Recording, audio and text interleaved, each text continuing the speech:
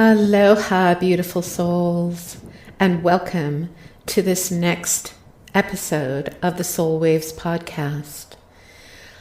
I know it has been some time since I have last put out an update, and I wanted to go ahead and do this episode now.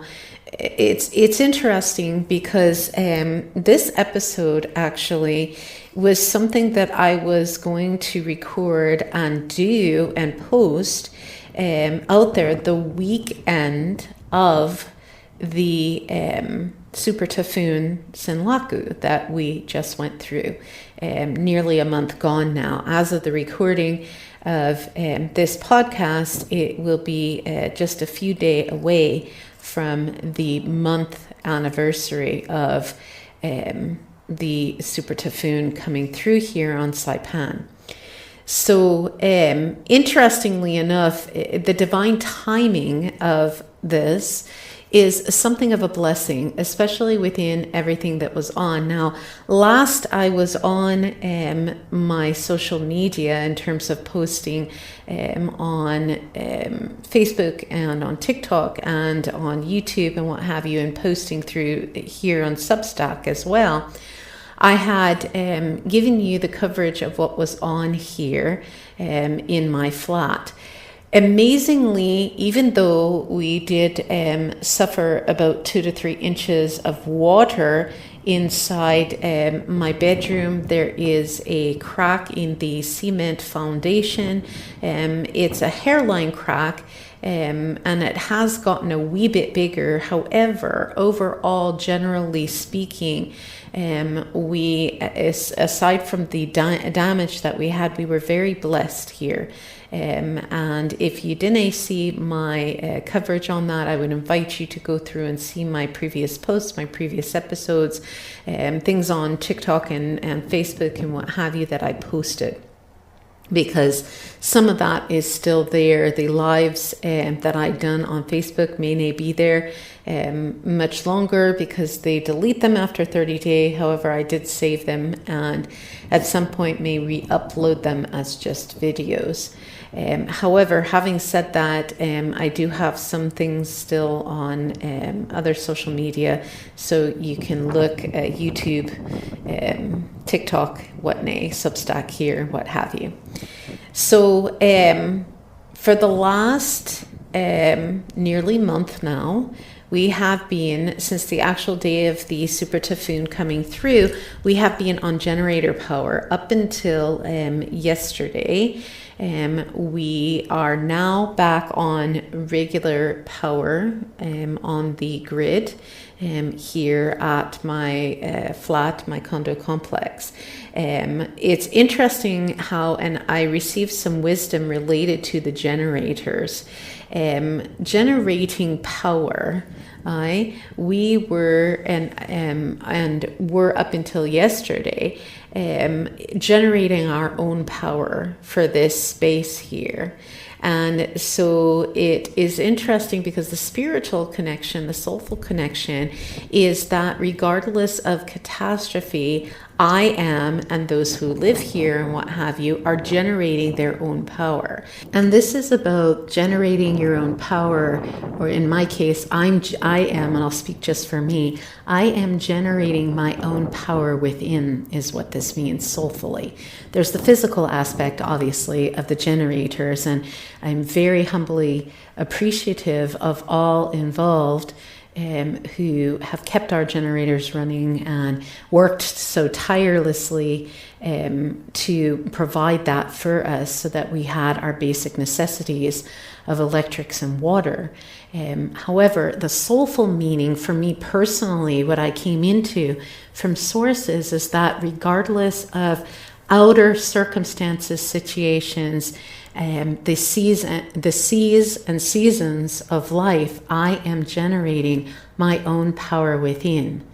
And it goes to the title of this podcast and also to the video that you're watching as I am speaking. And I'll make reference to this video that you're watching as I'm speaking towards the end of this podcast episode. However, just to give you a wee bit of background, that you are watching is the plumeria tree. It survived and it is blossoming again. So again, generating its own power. I am, as well as the others that are living here, are still generating our own power within in terms of our inner power, our inner connection to God, to Source, and then also our power within us to be able to heal. And so this is why the title of this podcast episode is Jessica and the Wolf, and how to rebirth through the healing presence. How to rebirth through healing presence. Because the podcast episode that I did just before we got hit with the super typhoon was called Free to Be. And it was about letting go of the art of letting go of limitations, and how we, in our letting go of our limitations, we are getting out of here alive. And we are meant to let go of what no longer serves. Ergo, this is what the super typhoon did for us from a soulful perspective. Now, of course, it's devastating what happened in those who lost everything. However, it's a rebirthing process. So my last podcast episode of 4, I was giving updates about super typhoon Senlaku, was all about being free to be in the space of being able to release, let go, to die, quote unquote, metaphorically, not physically, but metaphorically. And so now this podcast episode is about a rebirthing process and being able to rebirth through the healing presence. And the Jessica and the Wolf analogy, that is the actual title of this podcast episode. I will explain what that means further in on this podcast episode. Now, that's not to say that those who suffered and are still without power and water and suffered losing all of their homes and what have you are not generating their own power. They have a different path in terms of the path of losing everything and rebirthing themselves.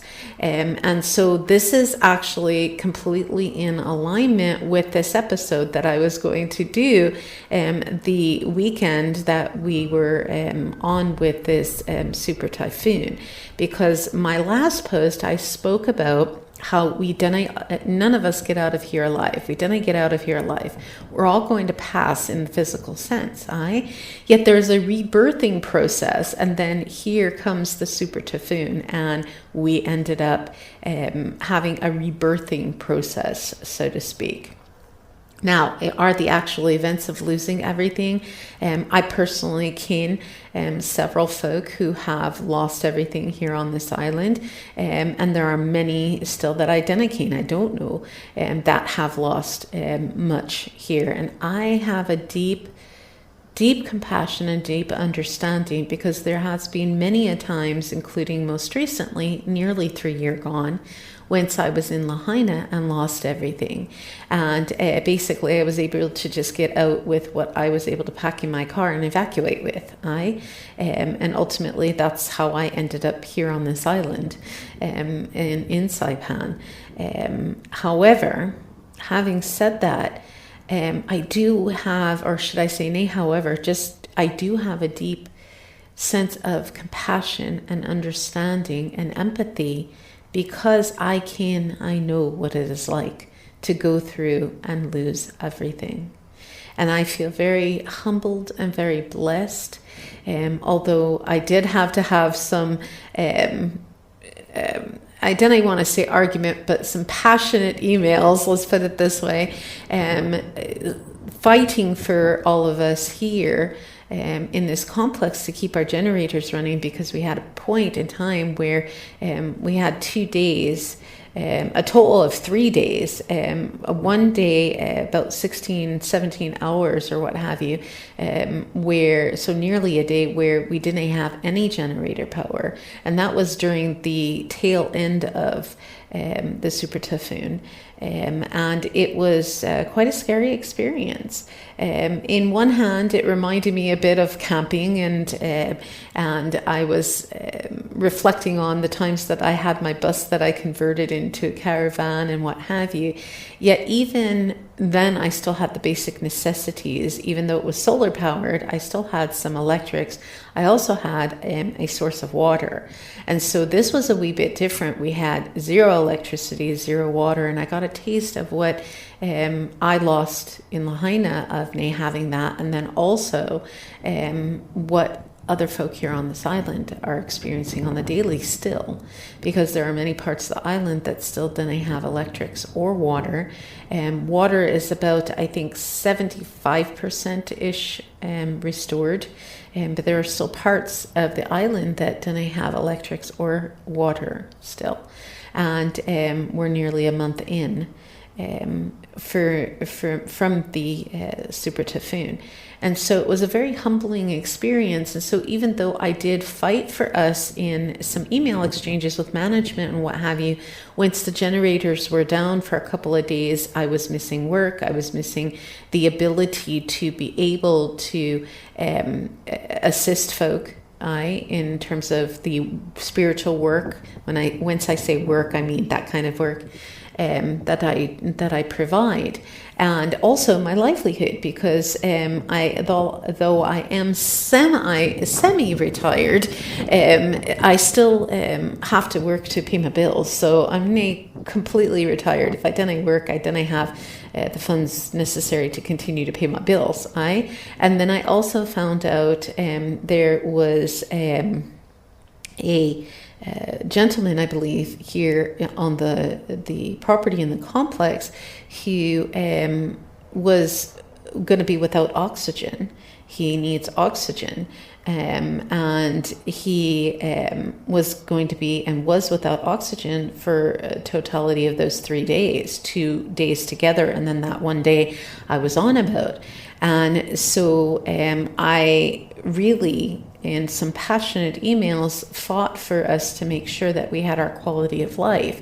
Now, I know everybody on island didn't have that, yet this is why I chose this complex in the event of something like this to happen, that I and those who live here would be able to be sustainable. So besides the damage that you saw and the near miss of the mango tree that could have come through my window, rendering this an uninhabitable place to live, which I feel very humbly blessed that didn't happen. It literally fell inches from my window during the storm. I feel very blessed in the sense that we are still sustainable here. There is some damage, obviously, that needs repair, and that will happen as it's meant to. However, we are safe, me and my cat Akasha. She's been amazing through all this. If it were not for the herbal medicines that I have for her, I think she would have made it through, because she already suffers from trauma as it is. However, having said that, this is the renewal that we are in now. We are rebirthing here on this island and throughout the world. Many events have happened like this: volcanoes erupting,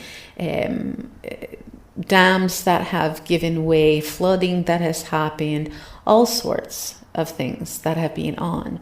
Even just at 1 o'clock this morning, I was jarred awake by what I thought was an earthquake. I've since done research and have not been able to find any evidence of an earthquake that happened here, but it was definitely a jolt and a rolling motion like an earthquake. And my thought process is, since I was not able to find anything, that this could very well be the limestone that this is built on shifting because of all the rains. And this was during some rain that was coming through from a tropical storm that is several hundred miles away from us. Actually. However, we were getting some bands of rain and some pretty strong winds, upwards of probably about 40 miles an hour last evening, and have been off and on the last couple of days. So, having said that, in this rebirthing process, this is what I am wanting to share with you of the wisdom. Because literally, we started on 12 April with the notification of Sinlaku coming as a tropical storm. Now, intuitively, and of course, once I posted what I done, I posted Super Typhoon Sinlaku. Once I posted out the last official podcast, before I started explaining the damage and what have you. It is because I knew intuitively that this was coming from Chuk, and the way it was coming, and I since got that confirmed from somebody I can here on this island, I know here on this island, that coming up from Chuk, we have the tendency for things to come in that northwesterly trek and to develop into a super typhoon. There's loads of things about what I will share with you in future podcasts of how I believe this was manufactured. That this was nay nature, this was nay El Nino, this was nay CC as we call it, or climate. And I'll leave it at that, so that this didn't get censored. Having said that, this definitely was something that was manipulation, and I found an article I will include with this podcast as part of this, to where the Trump administration has gotten the go-ahead, or has given the go-ahead, or what have you. I forget what the actual article said, but I'll put the link in the show notes of this podcast. They're going to start doing drilling here in this area. For oil.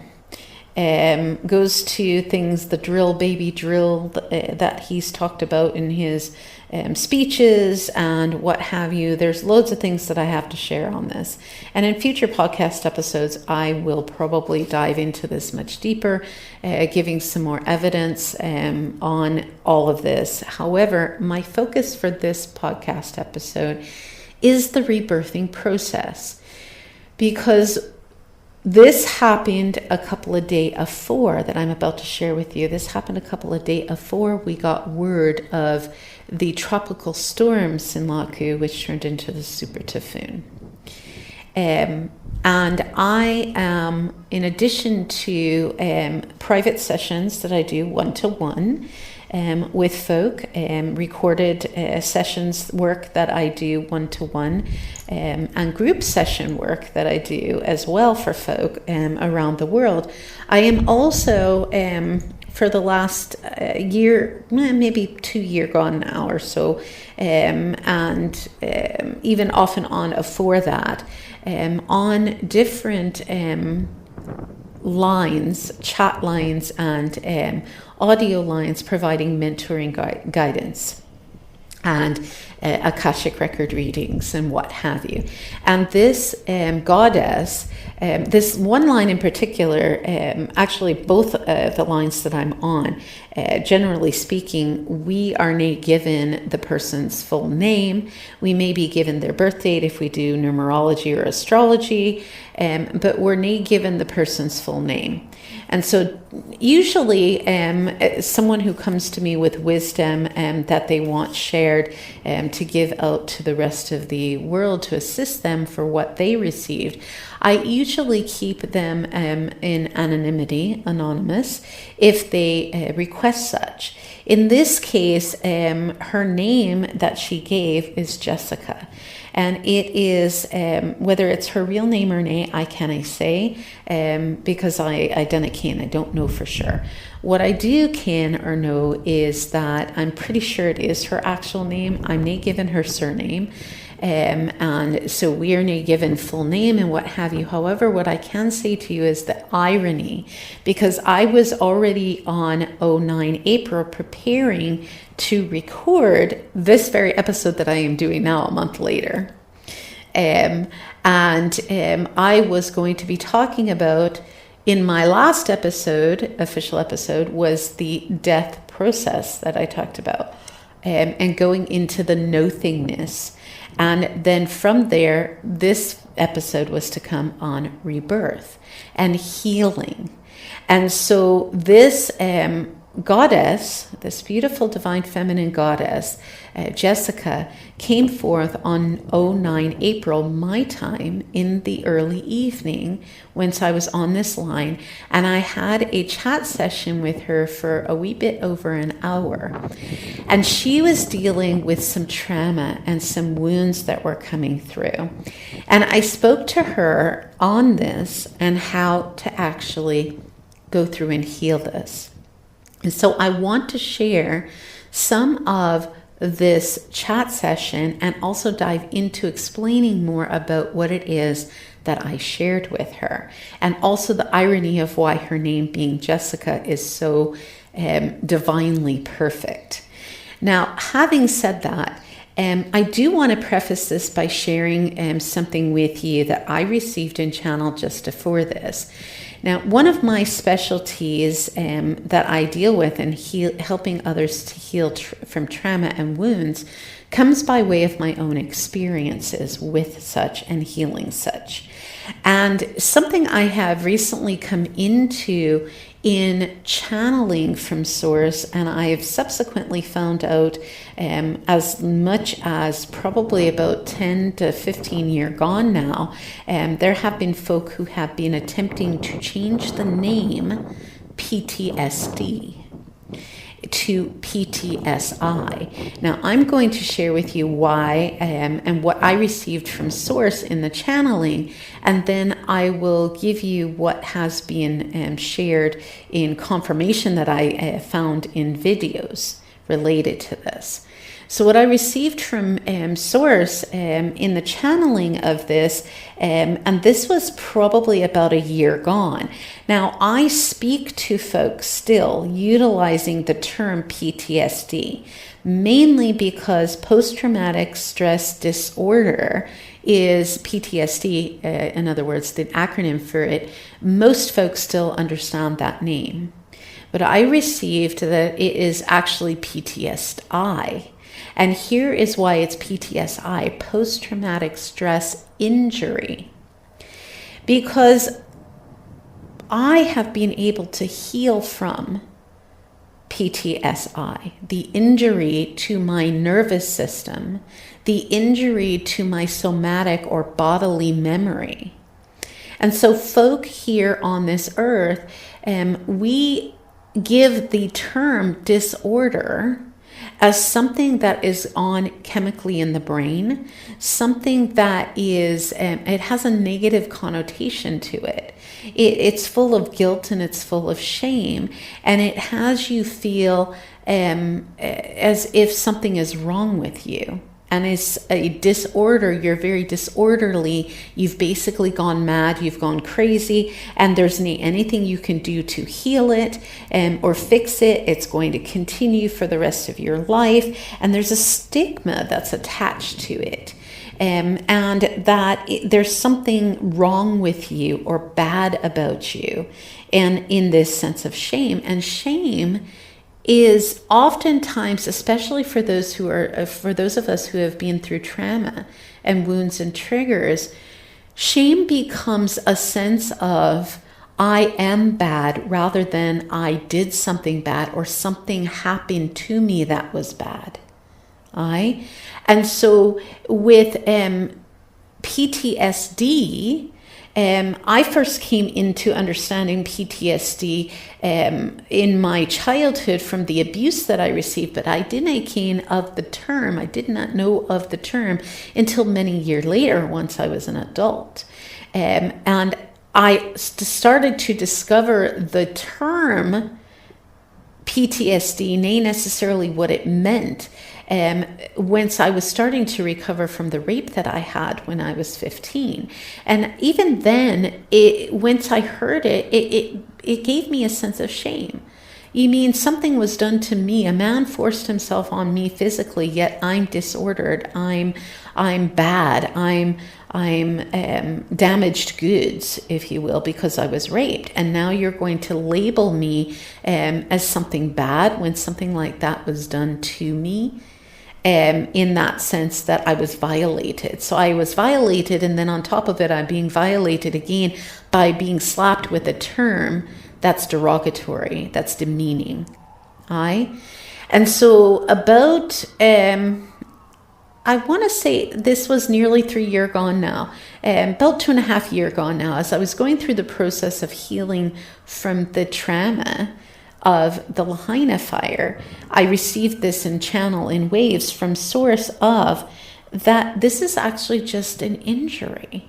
It's an injury to my nervous system. It's an injury to my somatic, my bodily memory that is happening. And with what happens when you have an injury, like just recently I turned my knee the wrong way, and so I injured my knee. It feels it was like twisted up and it's sore a bit, and I'm having a little trouble walking on it, because I twisted that knee. It's an injury. It's not a disorder. It's not going to be with me for the rest of my life. It's just sore and it's injured part of my body just now.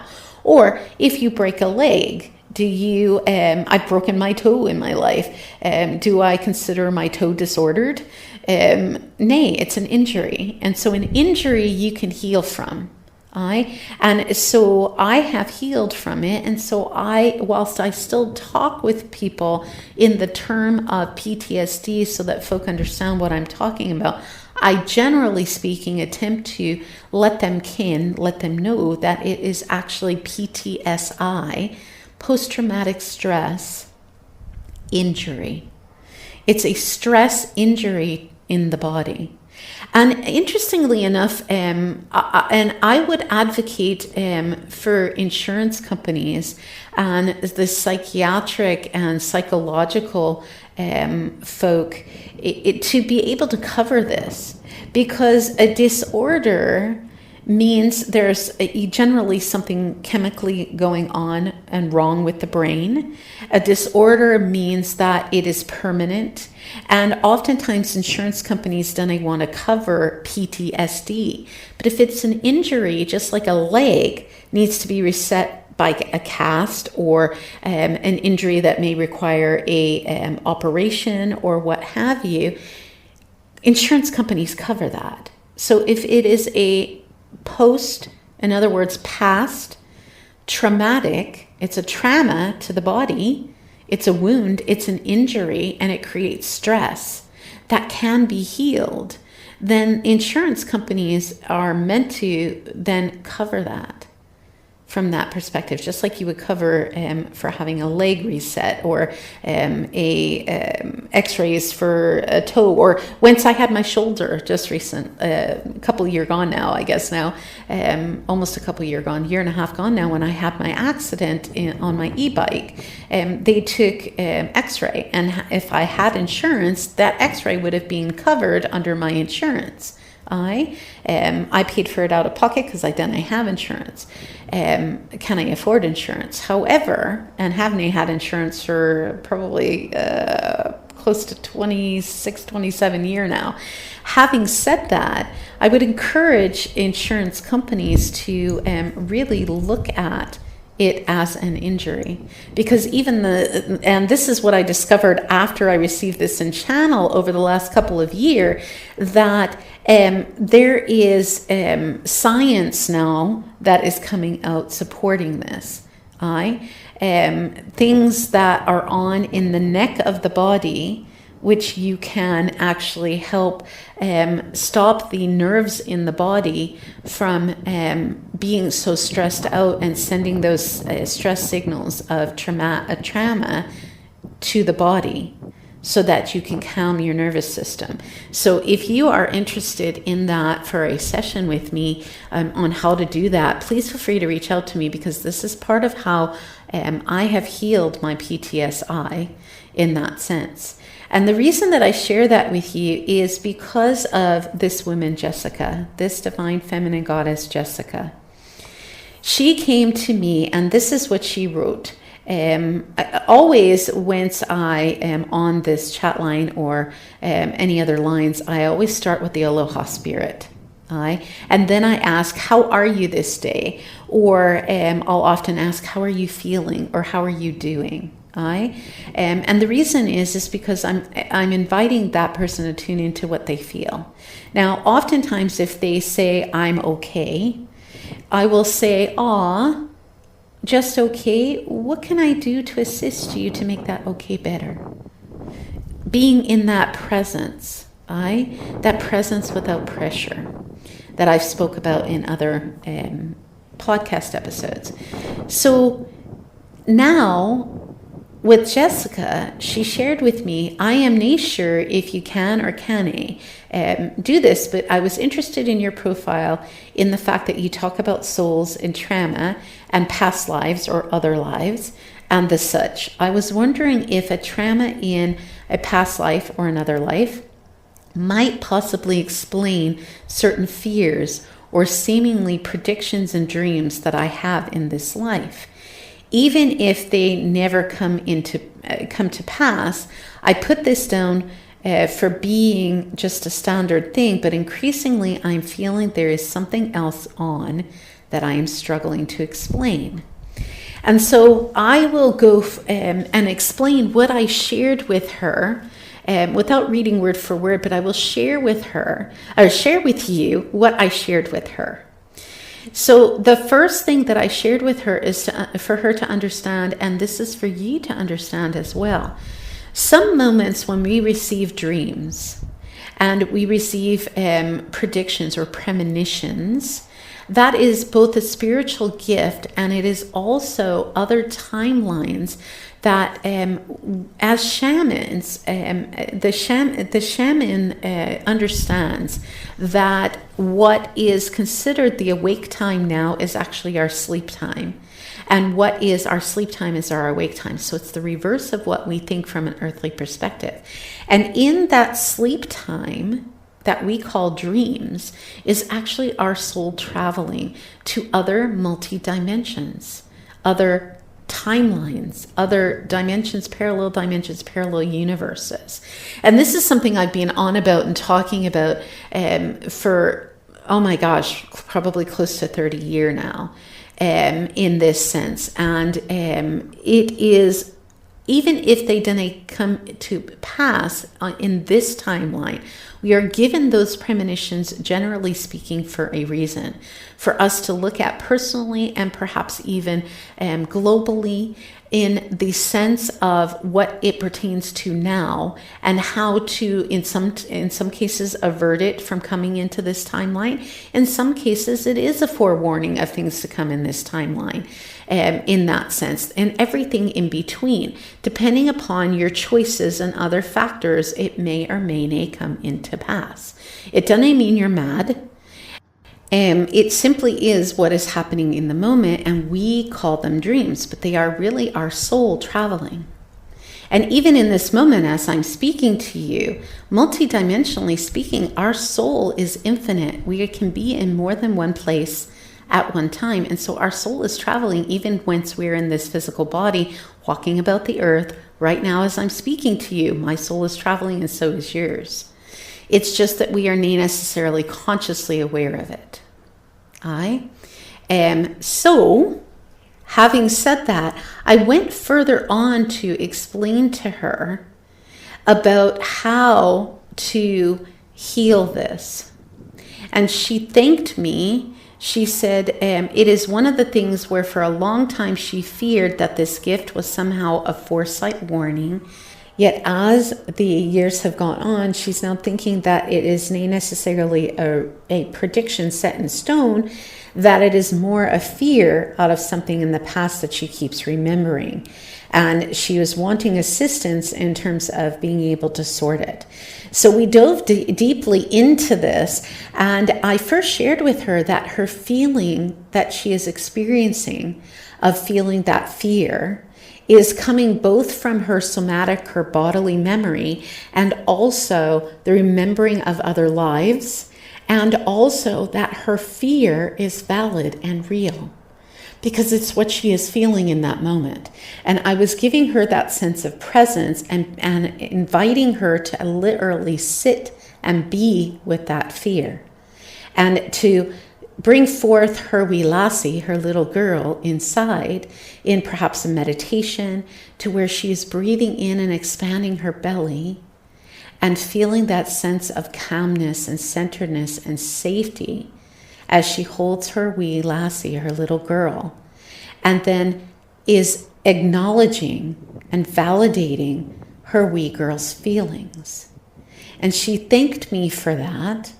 And then I subsequently shared with her how to be able to continue sitting with these feelings. And so she later said that she believed in another life, that she was drowned, literally, which was true. And so she was confirming what I was bringing through for her. And then she also had a similar fear about her daughter. So the life that she was experiencing was coming from Lemuria, and she actually did drown in that life, as many did, nay, just her. And so I showed her a way to be able to balance her emotions and her nervous system so that she was able to then feel calm and centered and be able to be present with her wee lassie, her little girl inside. And to understand that this was not going to be repeated in this life now for her or for her daughter. And so she had proceeded to tell me that her daughter is a strong swimmer, and that mainly her fear is not so much about now, it's when she's older. She could see a vision of her daughter drowning like she done. And so I explained to her how I understood exactly what she was going through. Because at that time, of course, this was several days before Super Typhoon Sinlaku came through, yet I shared with her several experiences. One, I let her know about what happened with me in Lahaina and how I lost everything, so that I understood and had a context and compassion and empathy for what she's experiencing of that fear. Because I too went through that fear in having that PTSI, that post-traumatic stress injury. And then I also shared something with her about the irony of this whole entire thing. So her name is Jessica, this goddess. Her daughter's name she didn't give me, but that was okay. What I shared with her is something that I have shared before in my podcast episodes. I've shared it on videos and what have you. It's what actually happened for me and my eldest son. Now, this was many years gone now. And my eldest son then was 2.5, nearly 3. And this was on Valentine's Day in that year. And I had gone downstairs to pick up my post, and I was chatting with the manager of our flat at the time where we were living. My husband was, my then husband, who's my ex-husband now, my then husband was away at work, and I was chatting her up, and all of a sudden I had this huge wave of fear that came over me.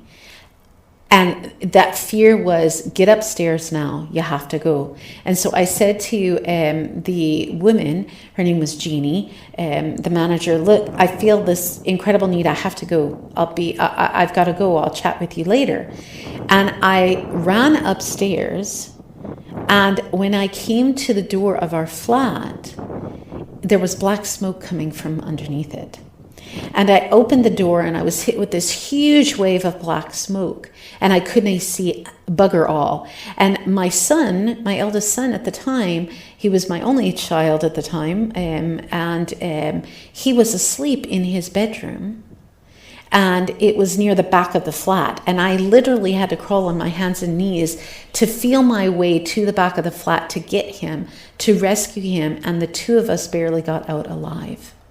Now, it turned out it was an electrical fire, and it was an electric fire that started in his room, faulty wiring in the flat, and it traumatized my eldest son so badly that he was already a late bloomer at that point, where he was only barely talking. He went completely mute for a couple of years. And during that time, we had him in therapy. And also healing from the PTSI, and he had night terrors. And so his therapist at that time, and this is the irony of this Divine Feminine Goddess's name, there is a book that came out during that time, and it is called Jessica and the Wolf, a story for children who have had bad dreams.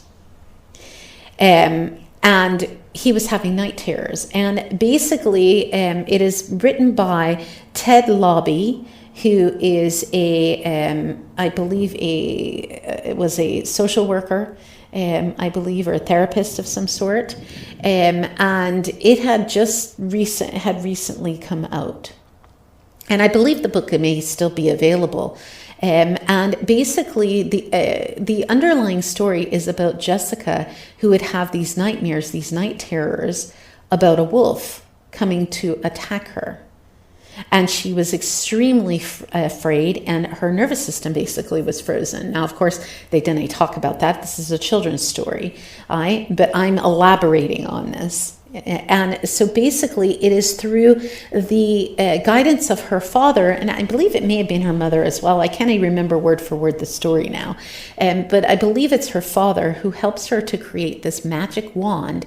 And she literally stands and faces the fear. She faces the wolf, and the wolf disappears. She faces the fear, and it disappears. And so even back then, once I was healing from the trauma, the injury of the post-traumatic stress injury from that fire, which then kicked up my rape once I was a teenager and what have you, and the healing process I went through then, and then layers later on in my life where I was sexually assaulted, where I ended up going through other situations in my life. I always reflect back to Jessica and the Wolf, because it was being present with that fear, acknowledging, validating that fear. And then here along comes, right on the heels, days afore I physically got word about Tropical Storm Sinlaku, which turned into the Super Typhoon Sinlaku. And the fear and the feeling scared and unsure if we were going to survive, and what we would end up with if we did survive, and all of that. I was sitting with that trauma, those wounds, that stress, that injury, the post-traumatic stress injury of this super typhoon. But at the moment that Jessica came to me, I shared with her about her fears, validating her and giving her the healing work for her to rebirth in being present with her fear of the drowning that she had in other lives, the fear of her drowning in this life, and the fear of her child drowning. That the other dimensions that she saw in which her daughter actually did drown, Renee meant to have a soul agreement for it to happen, but she saw it in a premonition so that she could be able to heal this now by being present with her healing. And then I spoke to her and I shared with her the story of what I just shared with you about the fire and how close we were to losing our lives. And she wrote back and said, oh, wow, that must have been terrifying, which it was. Both the fire and the fact that your baby was so close to it. And very glad that he was okay. And I explained to her, it was terrifying. And that he had, my son, had night terrors, and I and he had PTSI. I said PTSD in what I wrote to her because I knew she would understand it. PTSI, and this is how I healed it, is through what I have shared with her in being present and validating, acknowledging you're allowed to have that fear in your body. I'm right here with you. You are safe. And it is okay to feel as you feel, to experience what you experience. And that's why the poem/prose that I posted in one of my previous podcast episodes called You Are Safe, that's where that came from. I channeled that through some 20 odd year gone now, at least. And that was birthed out of all of my traumatic experiences. And what I wished that my mum and my dad would have been able to say to me as a wee lassie. And what I was saying to my wee lassie and healing her through my healing process all those years gone. And so I gave her the link to the Amazon link of Jessica and the Wolf that I believe you can still purchase and what have you. And I explained to her that my son's therapist at the time recommended that book, and how ironic it is that here her name is Jessica. She goes by Jess because when she signed off in what she wrote to me, she said, thank you, and she signed it Jess. However, this is, it was the universe at work. Just days before I was going to record how we rebirth anew by being able to, rather than what we often do is we often suppress rather than address. We suppress our feelings. We suppress that argument we had, a disagreement we had with somebody. We suppress our emotions related to it, our feelings, our sensations in our body related to it. We then create an environment where we make a decision where we cut off all other possibilities and decide this is how we're going to behave in reaction to it. We build walls. We build trauma related to an injury. Oh, I'm never going to get close to anybody again because this man hurt me. Or I'm never going to go to that venue again because I was hurt. Or this happened to me, or this person said something to me, or what have you. So we often suppress rather than address. And it's actually what we're meant to do is express rather than suppress. To feel, to heal by being present with what is here. I often call it healing. So feel, healing. So being here, feeling to heal. And so then what happens is we have a connection then. There is this connection about what happens, and these things are going to happen. It's how we communicate them and how we come back into repair. Because she shared with me how she repaired things with her daughter. How she ended up being in tune with hers and being able to console her daughter.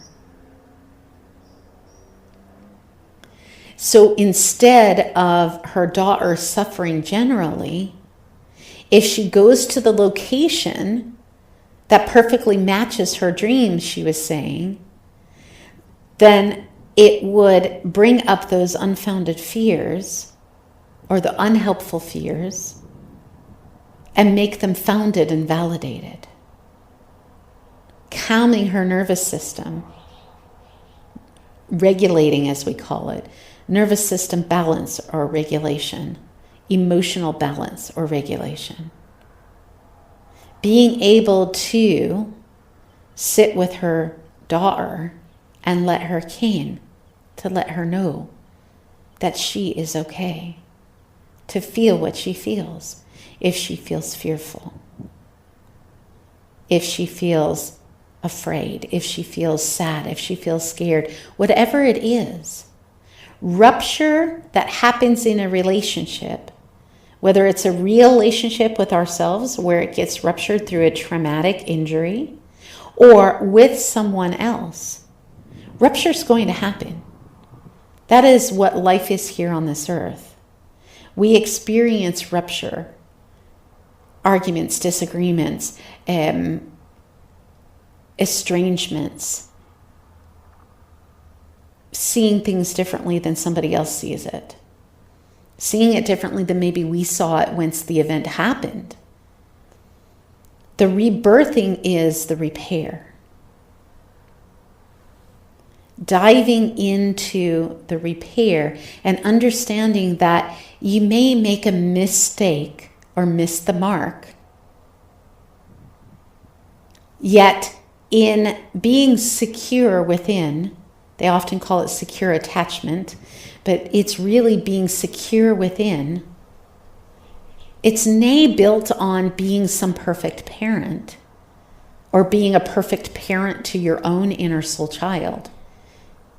It's whence your inner soul child or your own child or the person that you are being with, in this case, I was being with Jessica, is able to internalize that felt sense that, okay, maybe I messed up or maybe something happened, yet I still care about me. Or I still care about this person, and I am bringing about repair.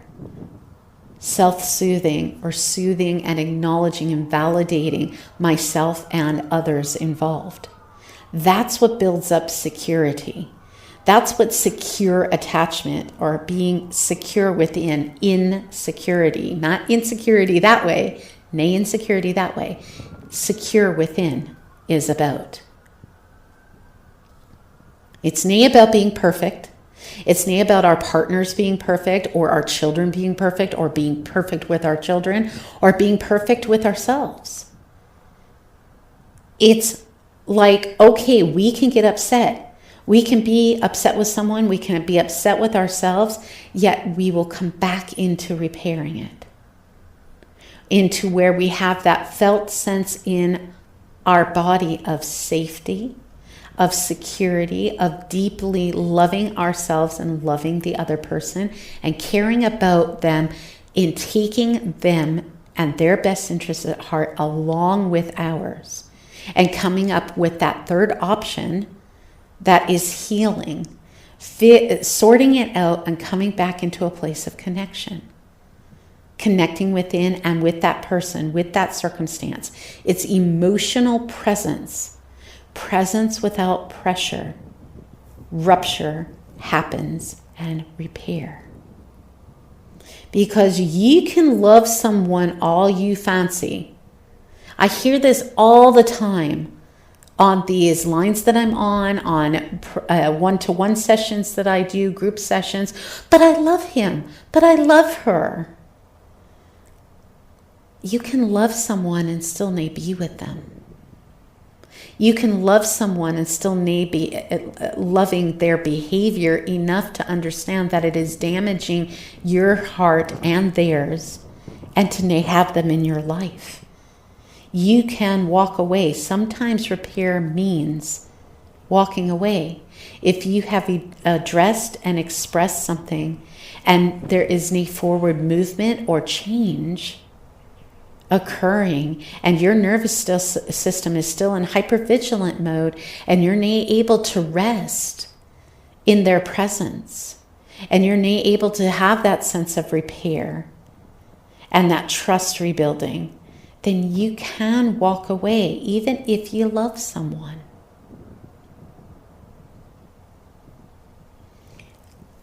Because it is about, you can love someone all you want. Are you connected to them? Is your nervous system balanced and your emotions balanced around them? How do you feel when you are around them? Do you feel a sense of dread? Do you feel a sense of hypervigilance all the time, like you're waiting for the shoe to drop? The trust isn't there. Do you have a sense of emotional presence with them and them with you? Are you present without pressure? Are they present without pressure? Are they prioritizing you? Or are they prioritizing other people, other things? God first, source first, I. And then taking care of yourself within, I. And then from there is your partner prioritizing you. Are you prioritizing your children, your family? Because there is a difference between prioritizing someone to the detriment of yourself, and then also the reverse, which is prioritizing yourself so much to the detriment of others. The middle ground, the balance, the both and is where you take someone as part of you, as source takes you as part of source, and then from there take your best interests at heart along with their best interests, and prioritizing that rather than either or. Because the moment that you prioritize yourself to the detriment of someone else that you love, are you really loving them? You can say you love someone all you want, but the moment you put your needs exclusively above them, now there's a balance again. Just like I've always said as the example, once you are on an aeroplane and they go through the emergency procedures, they always tell you put your own oxygen mask on first. Then start to help others with their oxygen masks and whatever they need. So in self-love, you are meant to fill your cup up first. But that doesn't mean that it's to the exclusion of others. And then the balance is you're a people pleaser. And I say you are a people pleaser like it's an accusatory thing. You have a pattern of people pleasing. If you are choosing others and their needs and neglecting your own. So the post-traumatic stress injury is being a people pleaser, because that is your self-defensive coping mechanism, because that's what you learned in your childhood was the way to gain favor from your parents or caregivers, and love and attention and affection was to please them. And so you sacrificed your own needs and forgot about your own needs. And so to put that back into balance and healing it, and to heal that post-traumatic stress injury, is to be the balance of the both and, the enlightenment as Buddha speaks of. And this is the rebirthing process, because that's where the magic is. If you are able to have connection with someone, that is far better than just loving them. Because again, you can love them all you want, yet are you connected to them? Are you emotionally balanced with them, within yourself and with them? Nervous system balanced, emotional presence, trust, respect, appreciation for one another, effective communication, alignment with the energy and intentions that you have, healthy conflict resolution and proper repair, vulnerability, integrity, honesty, consistency within that alignment of the energy and intention. Taking yourself as and the other person as part of you, as source does, as source is. And then coming with something that is in the best interests of both of you. Aligned values, accountability, and responsibility. Taking accountability for when you make those mistakes. You miss the mark. Acknowledging that, and then activating repair on a consistent basis so that you're changing your behavior so you're no longer doing these things. Regulating or balancing your nervous system before you act. And some moments we will feel really disconnected with the ones we love and really disconnected with ourselves. That feeling of, can I connect within and can I connect with them? And can they feel like I am that with them as well? That they can connect with me? This is where the magic is. It's the both and, the balance. As soon as we start to feel like we are on the same team, that's where the balance is. When it's you're on your team and I'm on my team, that's when we get defensive. That's when we shift into our left hemisphere of our brain and the fight, flight, freeze mechanisms and the self-defensive coping mechanisms, the PTSI. But when we are on the same team, repair is the reconnector. So it's more than just loving someone. Can I sit there and be with their emotions and their feelings? Can I be present? Can I be emotionally attuned to them and emotionally attuned to myself?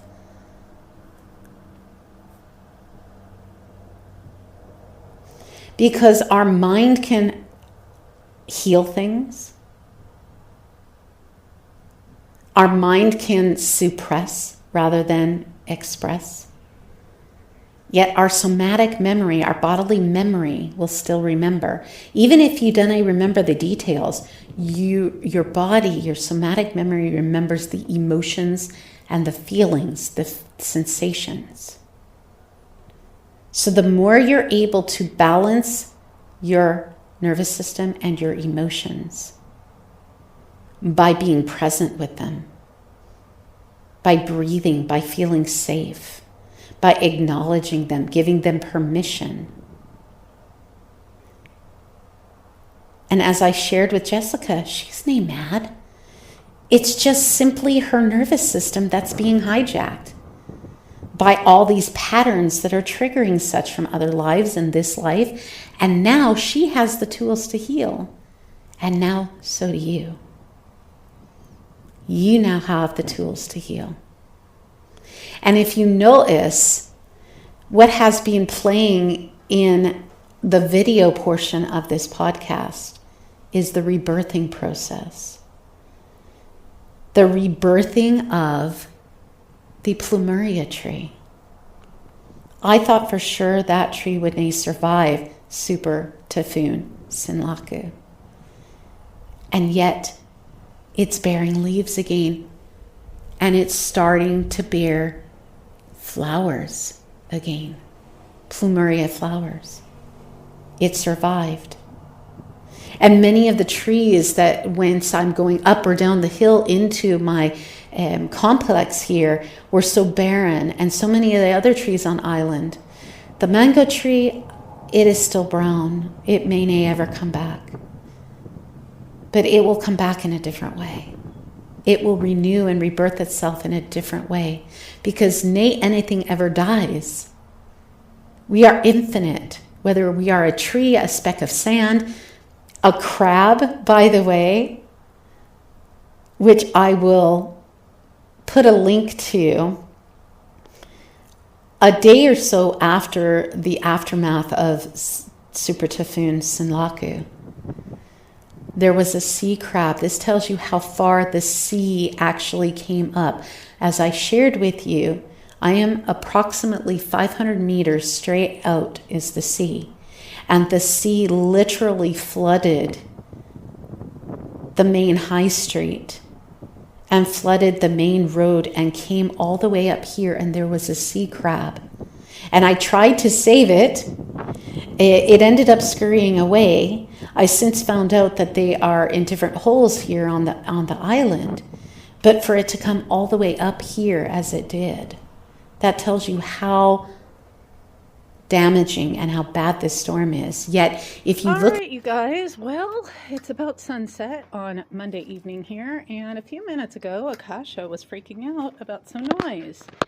And I investigated, and I came to find out in the corner, there's a little critter.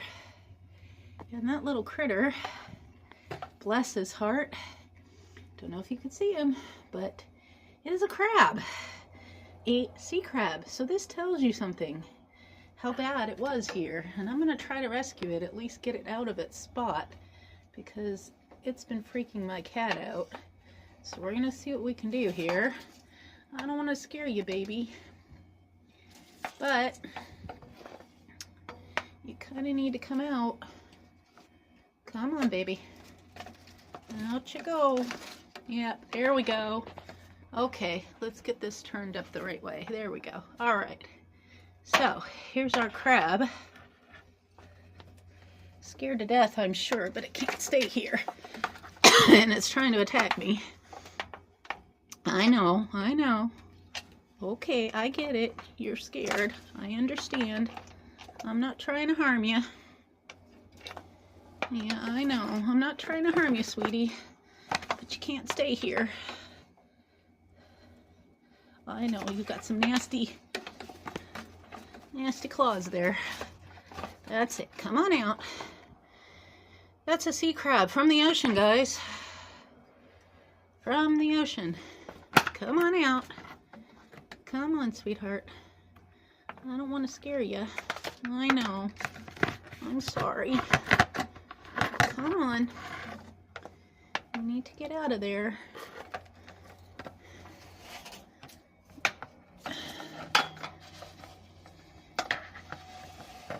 Come on. Yeah. I know. I'm trying not to hurt you. I know. I'm sorry. I'm sorry. I know. There you go. That's it. There you go. Yeah, it's okay. I know. I know you're scared. I'm sorry. Come on. Yeah, you poor thing. I understand. Yeah. That's it. There you go. That's it. Down you go. That's a pretty good sized crab, man. You poor thing, you got lost at sea from the typhoon. Yeah, there we go. Okay, come on now. That's it. That's it. That's it. There you go. That's it. There you go. There it goes, guys. There you go. Okay. Let's go that way. Yeah, that way. There you go. Get going. No, not under there. No. Got out from one spot into another. This storm is. Yet, if you look at the video that you are watching right now as I'm speaking to you, and has been throughout this podcast, I took that a week ago. I was going to record this, and since then it has blossomed even more, this plumeria tree. There's more leaves, and there's even the budding of some plumeria flowers that are starting. That tree survived, and the other trees on island are starting to blossom again. The grass is starting to grow. Other bushes are now starting to blossom again. The rebirthing is happening. There were moments, especially once the power was out for 16 hours, toward the tail end of Super Typhoon Sinlaku, I was afraid. I was afraid of what was going to happen. I was afraid if we were going to survive, if this was going to be livable when all was said and done, and where I was going to go and what I was going to do, and how I knew I couldn't take my cat with me because it costs an extraordinary amount of money to be able to get an animal off this island, and most folk leave their animals behind, or they rehome them if they can. And my heart was breaking, and I was sad, and I was angry, and I was frustrated, and I was afraid. And I just sat and I was being with those feelings because I hadn't anything else to do. The power was out, the water was out. I had no access to internet. I had to just sit and be with myself. And as I sat and I was being with myself, I replaced all those patterns, those triggers, that post-traumatic stress injury with the healing that I'm giving you here. Feeling the fear and then coming into its opposite of calmness and centeredness, safety and clarity. And the more that you be in this, then you will feel safe and you will be able to move through life even in the midst of something as traumatic as Super Typhoon Sinlaku, as what Jessica has had of those fears. And she said, thank you. She was about ready to run out of credit, so she must leave me now. But she will do all these things, and she'll keep in touch with me. And Jessica, you signed it. Thank you, Jess, with a heart. So Jessica, you are now reaching millions across the world with your message of healing. Keep in touch with me if you hear this podcast, and let me know how you're getting on. And thank you, mahalo nui loa. Thank you so much for allowing me to be able to share your story in part, and my story as well, to be able to assist the many around the world. I'm so appreciative that you came this day and that I had those answers for you to practice the techniques, and now you here in this podcast have them. Now, sometimes it's hard to go and do this on your own. And I understand it. For me, most of my life, I didn't have anyone. And even in the Lahaina fire, and I briefly have shared this before in a podcast episode, and I will share with you, for those folk who are just now starting to come into the recovery part, where you're out of the shock of the Super Typhoon Sinlaku. In the moments when this is happening, such things as what I'm sharing with you in this podcast episode of how to heal, of how to be present with your feelings and emotions, go out the window because you're in shock and you're dealing with the actual event.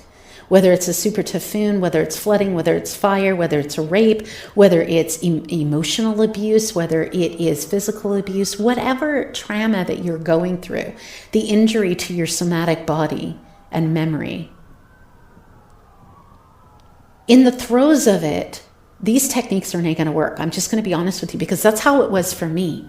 There was an incident that happened, what was it? I think maybe a week or a fortnight or so after the fire. But I was still being re-traumatized every day, having to drive the island to try and try to work.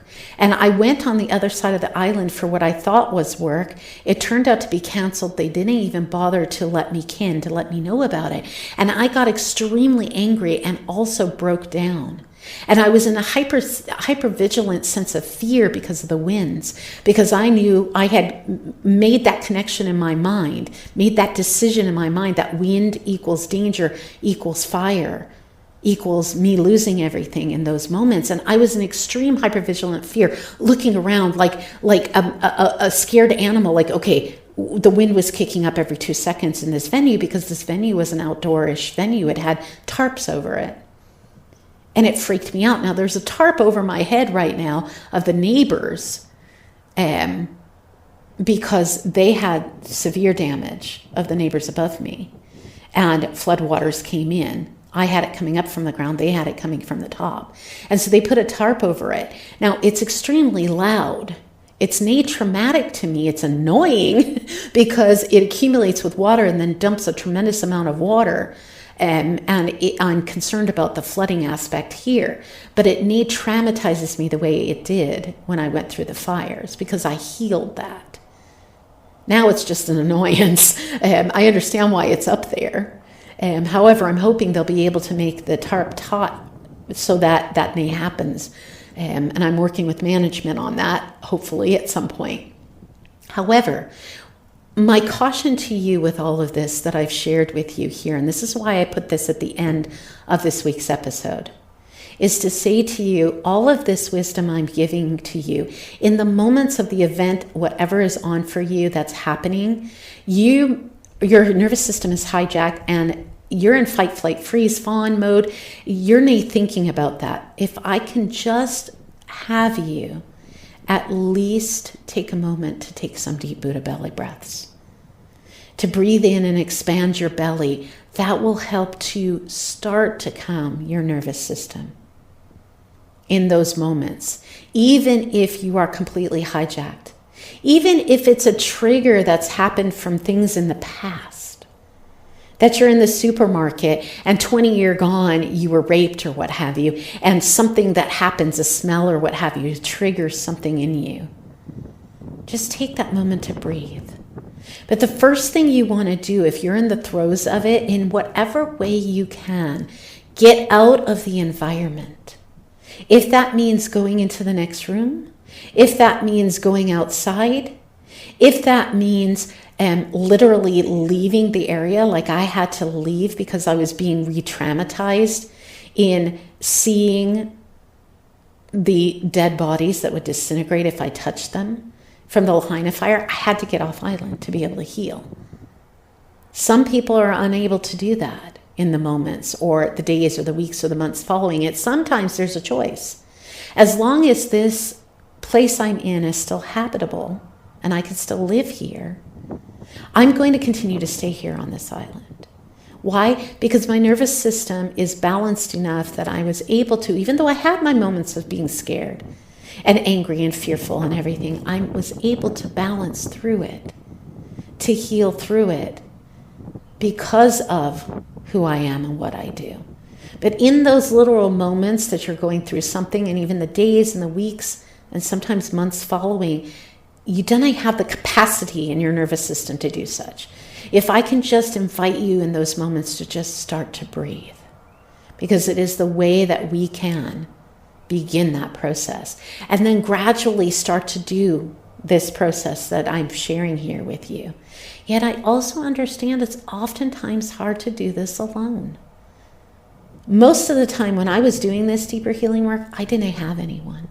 And even once I had my husband that I was married to at the time, or acquaintances or friends, none of them understood what I was going through. None of them had the tools or capacity themselves because their nervous systems were hijacked.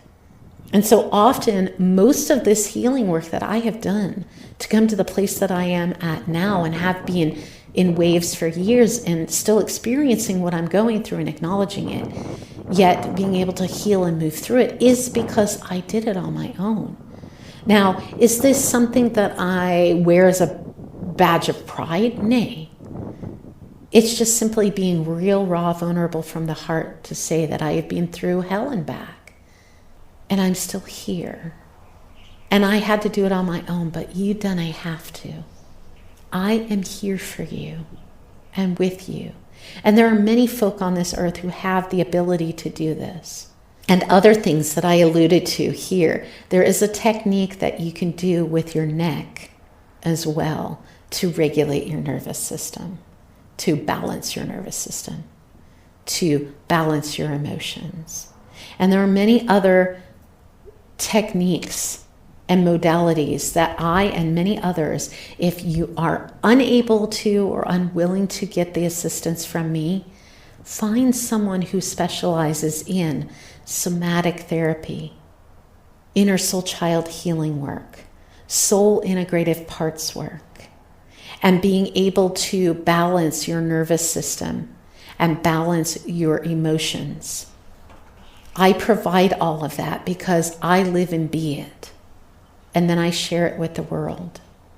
And if you need help walking through this path, just keen that I'm always here with an ear and a shoulder and clarity, being clear for you on the path. I am always here with an ear, a shoulder, and wisdom that is clear. So feel free anytime to reach out, connect with me through my website, through here on Substack, through my social media, email, what have you. Feel free to reach out to me and I can help hold your hand and give you loving healing hugs and healing energy and walk you through the process to wind in, wind out all that no longer serves and be present with all that no longer serves. Winding that energy out and winding in that safety, that clarity, that security, so that you don't have to do it alone. Because the greatest relationship that you can ever have with another being, as well as with yourself and with Source, is whence they can uplift and inspire you to blossom into the amazingness of your soul. And so I am that for you and with you on the path to be that ear, that shoulder, and that wisdom that is clear. Chatting with you, having a session with you, being your soul friend, your mentor, your guide, rather than just another reader, rather than just another one who does healing modalities. I am here for you and with you because I know what it is like to be where you are in such trauma. So just know I am here. And so, until we meet again, heart to heart, soul to soul, this is Lady Nanari, wishing you love, light, and cosmic insights on your sacred path of life. May your life be filled with the soul waves of the love ye are, wherever those soul waves take you. Mahalo and much aloha.